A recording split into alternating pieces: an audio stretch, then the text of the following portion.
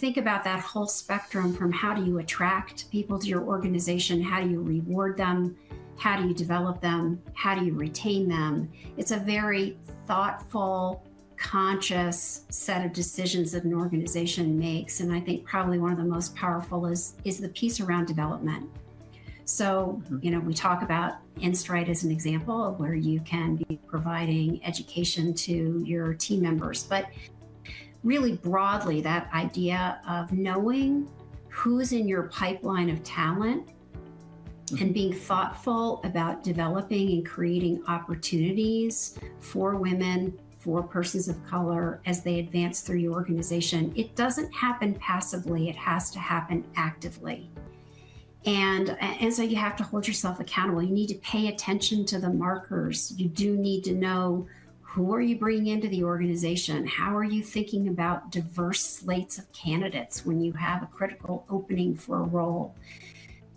How are your development programs targeted to different levels of expertise and making sure you have opportunities for women?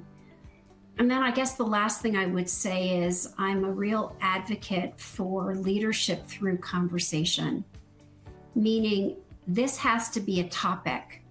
It's a topic that you talk about with your board of directors as they're guiding your strategy for your company and making sure that you have a pipeline of people that can execute on the strategy. It's part of your conversations when you're talking about developing your people. It's a topic of conversation between leadership teams, as Lynne described the conversation with her team.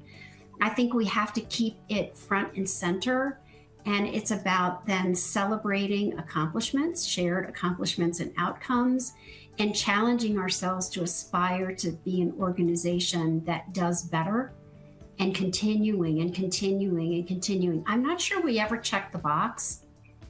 I don't think we will ever be at a place where we can say, oh, DEI, we've got that one, check. It's a constant discussion. And let's be honest, sometimes a really uncomfortable one.